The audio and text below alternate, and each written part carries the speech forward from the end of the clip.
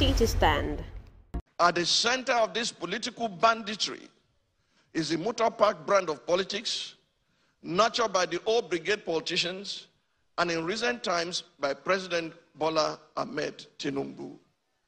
Mr. President, it is through your influence that the Nigerian National Assembly has become a haven for legislative rascality. Mr. President, it's under your watch that the National Assembly has become an extension of the executive, grossly violating the principles of separation of powers and rubber stamping the whims and caprices of your office, all while singing the international anthem of sycophants on your mandate we shall stand. Mr. President, thanks to your political machinations, Nigeria is now bedeviled by a captured National Assembly, the most ineffective in its checks and balances role since the start of the Fourth Republic. In 2006, the Fourth National Assembly had the audacity to reject the tenure extension bid of a sitting president. In 2010, the Sixth National Assembly summoned the courage to stand against the power hijacking cabal and restore Nigeria to the path of constitutionality by invoking the doctrine of necessity. In 2011, the House of Representatives of the Seventh National Assembly had the courage to elect its leaders, as did the Senate of the Eighth National Assembly in 2015, defying executive interference. This National Assembly, the 10th, has by its unconstitutional endorsement of the president's abuse of powers proven to be the most spineless in our recent history.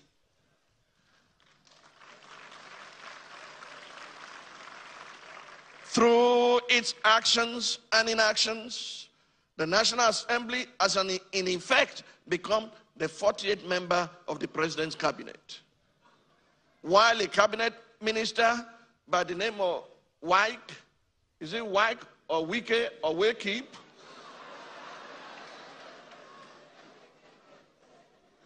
Why a cabinet minister has more or less become a third-time state governor in Rivers State, pampered by the indulgences of the president. Recent events have made it clear to Nigerians that had this assembly been in place in 2006, when the third-term agenda was proposed, our democracy would have since morphed into one of Africa's lamentable tales of sit-tight dictatorship. To the president of the Nigerian Senate, who has not heeded the call to subject himself to an unbiased investigation, to clear his name of the allegations leveled against him, and under whose leadership the National Assembly has become a carry-go legislature, hiding under the umbrella of technicalities and a dubious voice voting system. I leave you and your conscience with the words of Frederic Bessiert, former deputy of the French National Assembly. He said, and I quote, "When plunder becomes a way of life for a group of men in a society, over the course of time, they create for themselves a legal system that authorizes it and a moral code that glorifies it." To the President of the Federal Republic of Nigeria, under whose brand of politics the institution of legislative oversight is collapsing and our democracy is faced with an existential threat, I say, Mr. President, Nigeria is too delicate for this kind of politics. If this state capture was what you meant by a Milokan, it is an anticlimax that can only be counterproductive at the end. I urge you, Mr. President, to think deeply and reflect on these words. No man is wise enough, nor good enough to be trusted with unlimited power. Mr. President, please stop playing God.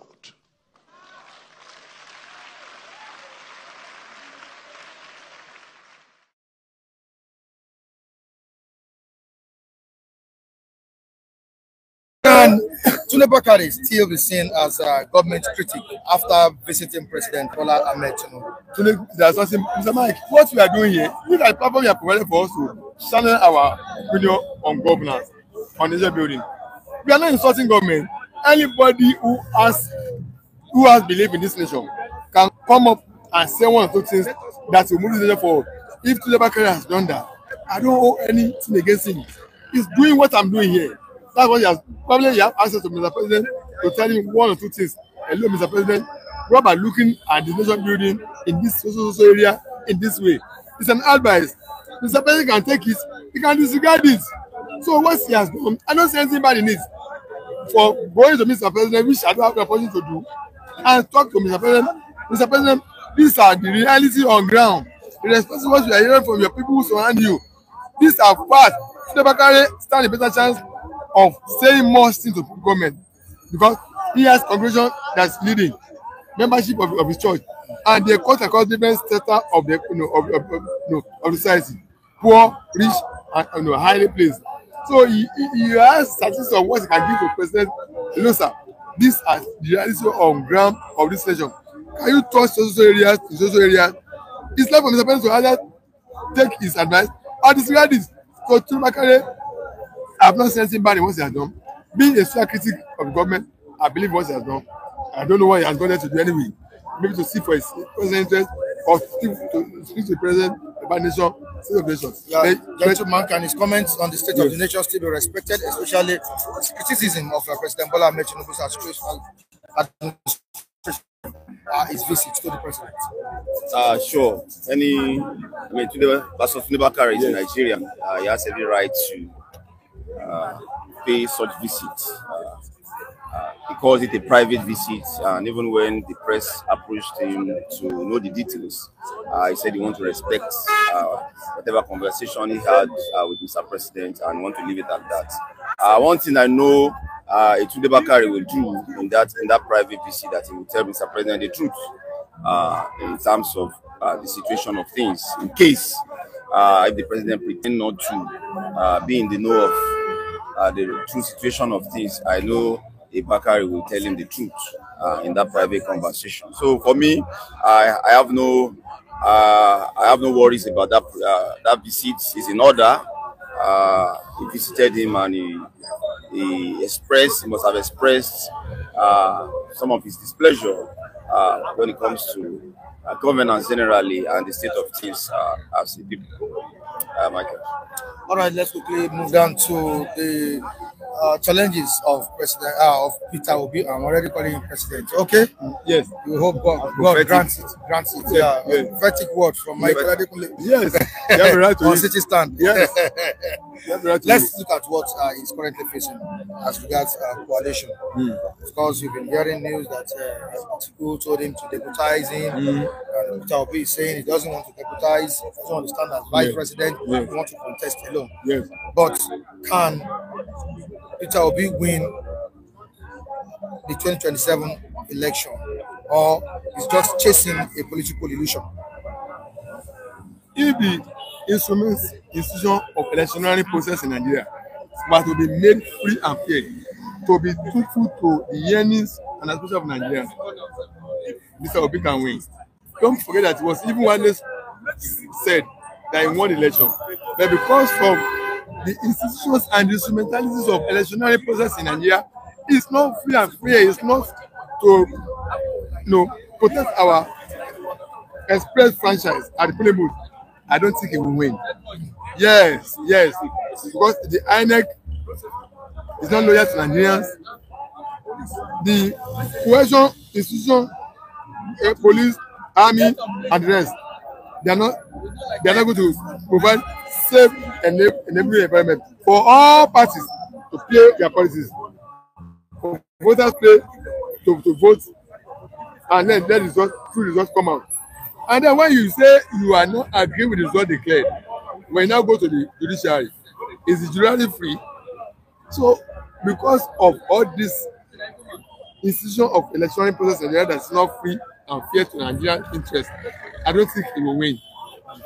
Not that because he will not win, but because the result that be announced will not declare him winner. That's what I'm saying.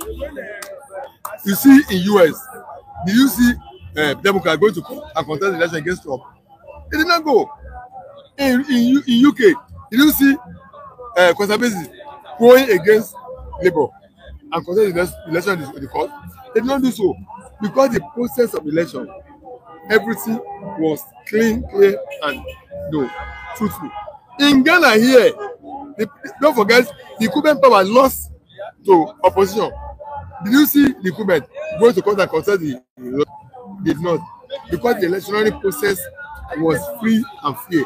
It was devoid of corruption, no rigging, no manipulation, no outright falsification of results. So because we are not having that enclave here, we are not having that system here, that source is not being in play in Nigeria now. Even if Obi win the popular election, he will not be announced as winner. That's where I stand as Obi. Then number two, on the coalition matter, Obi now saying he wants to contest on his own. That's the best thing for me to do. Mr. Mike, the only man is talking about coalition is Atiku. All the name coalition we are hearing is only hearing from Atiku, not from any other person. Atiku that we have thought that is building a structure that will stand and then allow the best candidates to put this case. We have seen that's not what's going on. We have seen that all his building is all towards his personal interest. The coalition has not even come up. They are already allocating slots to who will be vice president. That means you are the one to come and be a vice president. That means the whole coalition is so you claim your building is for your personal interest. It's not for any other person. So who will now come and work for your interest? That means you only want to recruit people and deceive them and work for your interest and become a party ticket. So, and Obi having seen clear message of that all the so-called coalition and people is clamoring all around. It's all about him, not for any other person. So he has opted out of that coalition, which I think is problem. It's only as if we are talking of coalition. Okay. So I agree with Obi, let Obi stand alone. After all, in 2023, he never have governor, no senator, no house of rep, no structure, and he wants such a vote. So let him come out and stand on his own. We were obedient then. Does he guarantee him of winning? I've just explained to you that. Gathered 6 million votes in the last election. The electoral process that is not clear and fair in Nigeria will not allow. Then I told you, yes, the power that be then. They were all candidates. Yes, they were all instrumental to how our result does not come. I've just explained that because of those impediments we have, the system that handles the electoral process in Nigeria was not free and fair to us. Even if he wins the general election, he will not still be announced as a winner.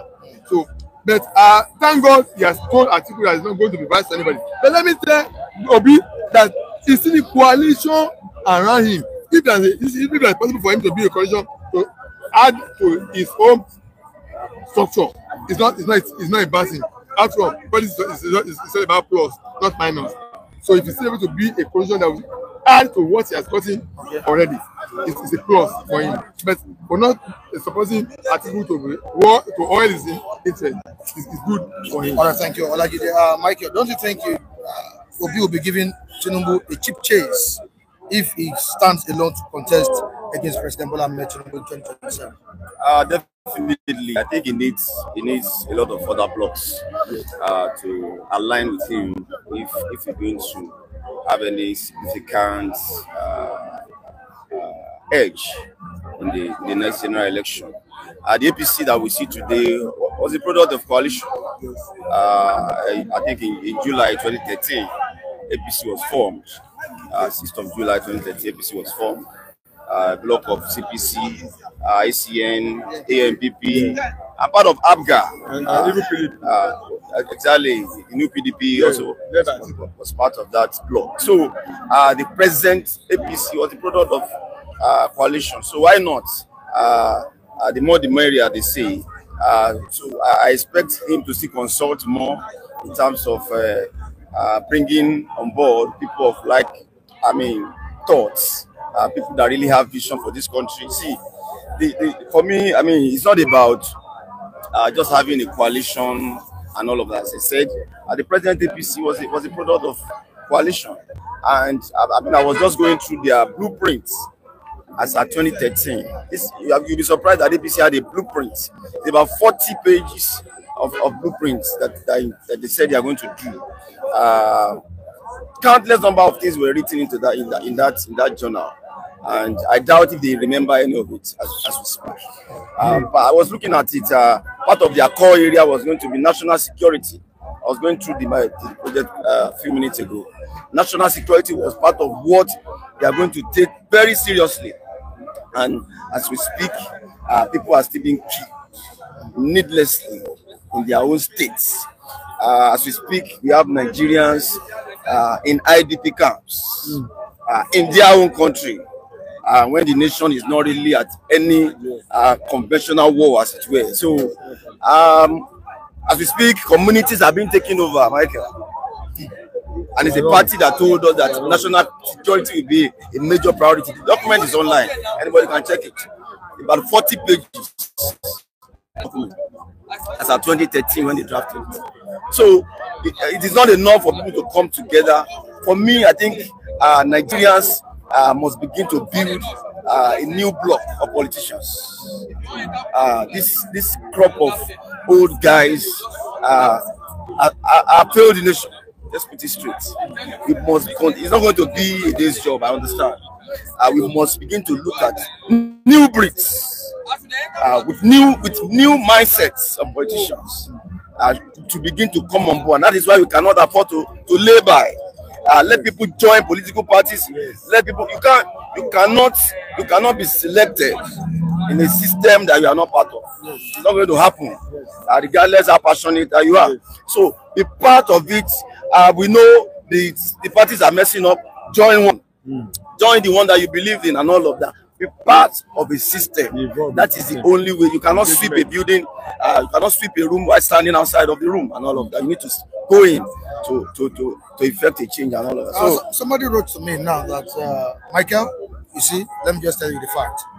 Obi is giving up.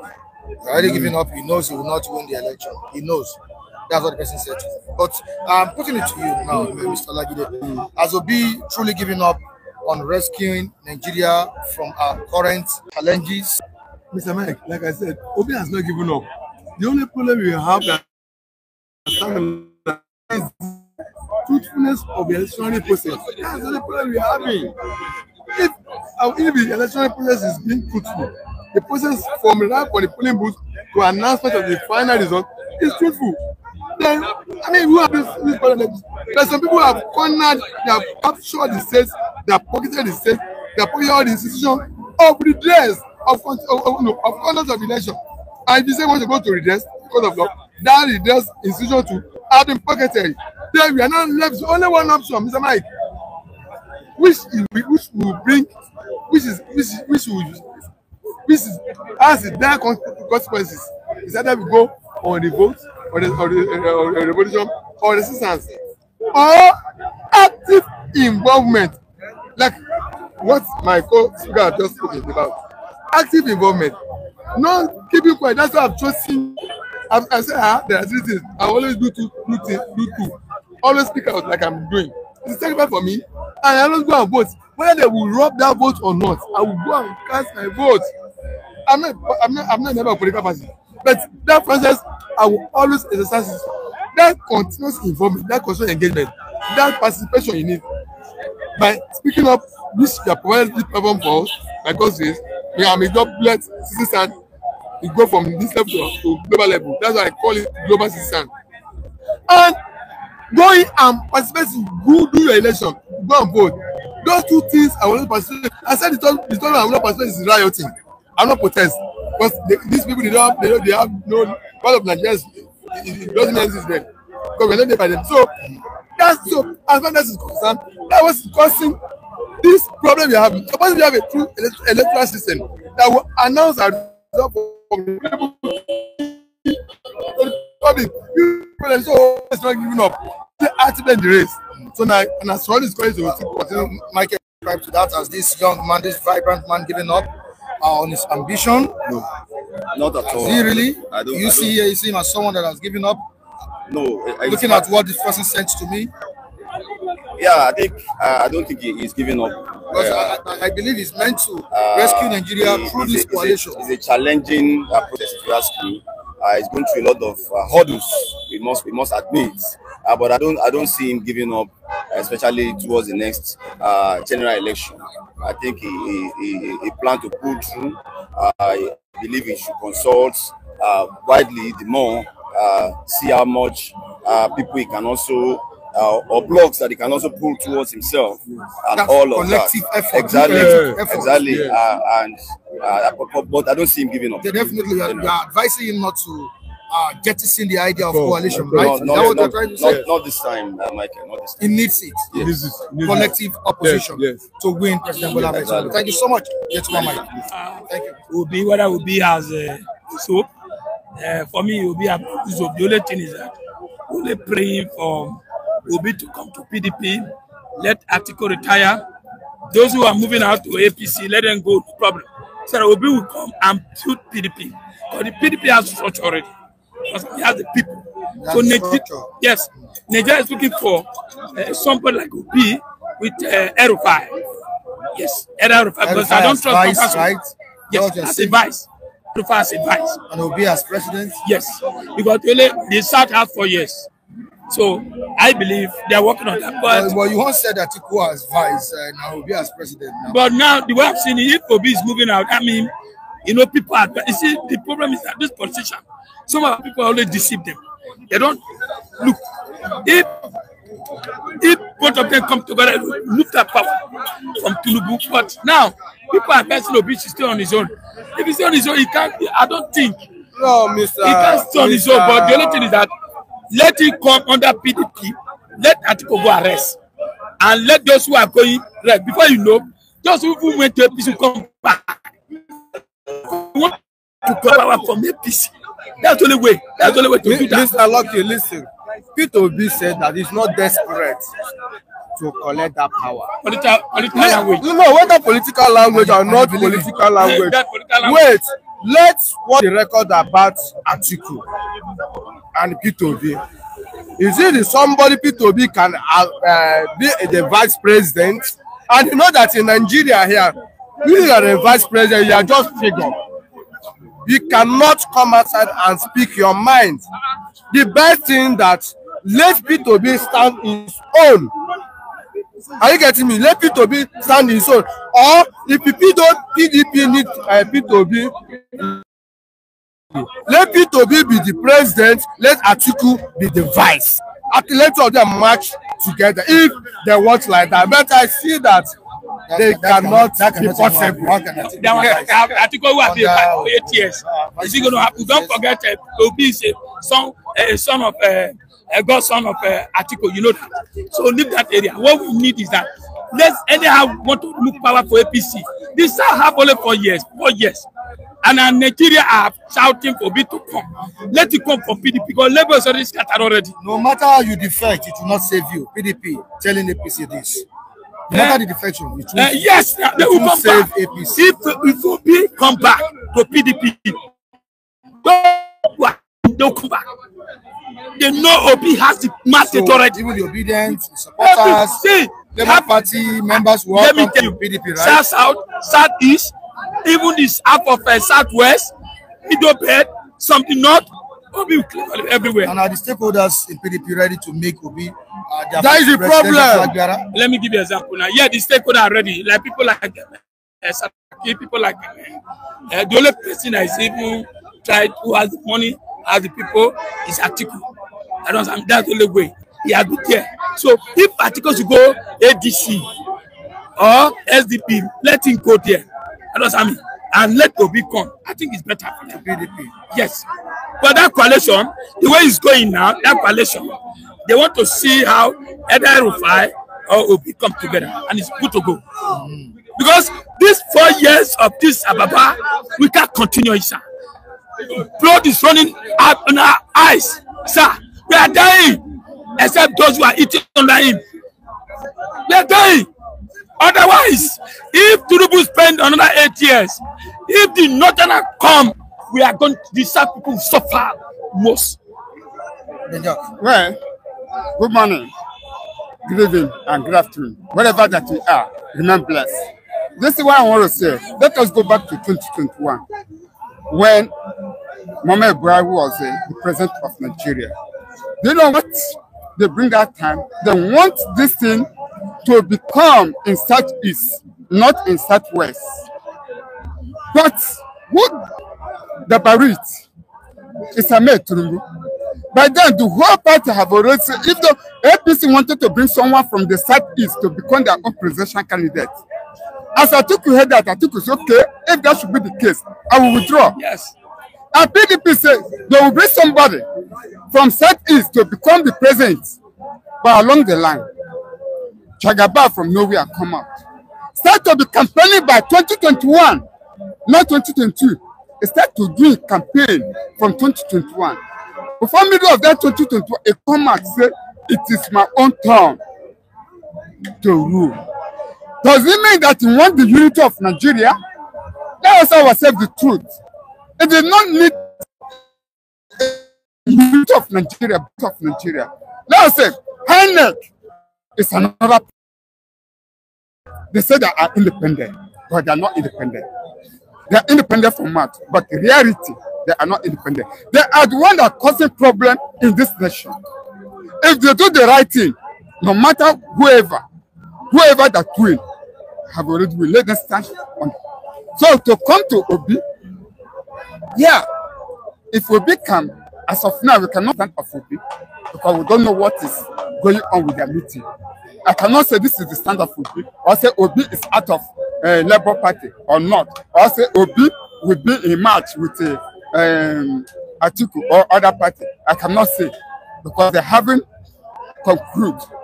It is where they conclude. But the best thing for me, it will be better if they do it. Say Southeast is for your turn. That is why I know that Obi have that strong power to win.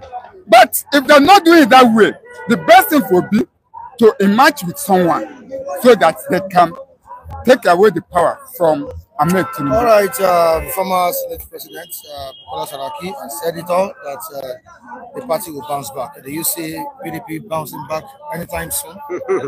My brother, as far as the bad eggs still there, PDP cannot bounce back. Look at Wike. Wike is PDP, and Atiku still be PDP. And you see the two of them, they are not communicating at all. No signal that show that those people can work together, except in after this 2027 election, maybe PDP can bounce back again. But this current 2025, 2026, 2027, I don't see it like that. All right, Mr. Lucky. Anyway, convention is coming very soon, and we are going to elect a new chairman and the ESCO. We are going to elect the ESCO and the new chairman, and I believe by the time we have new chairman, we have new ESCO, PDP, things will change. We want Atiku to go and rebel. But for now, PDP need Atiku. I don't understand me, because they need this money. I don't understand me. They need this money. They need this wealth. They need popularity. Now, otherwise, if Atiku PDP, if Obi is not coming, PDP is gone. Is he the richest politician in PDP? Yeah, for now, he's the richest. So others are not. He has been contesting for years and has spent his money. So you still need him to come and spend money. Yeah, they need this money. Not to come and win election, just to spend money. If he, just like Bola said, I buy my vote. Everybody's buying the vote right now. You see, let me tell you, somebody was referring to America, Britain, let me tell you. See, we should not be chasing shadows, sir. We know our neck, police are not okay. All right. So the only thing is that I just pray God should bring us somebody like OP who will lead Nigeria out of this is 4 years. Let's give him your own take. Bouncing back. Yeah. According to Bakare, he said PDP will bounce back. Okay. If they do direct, I mean, they play their card in good way, they will bounce back. All right. Thank you so much.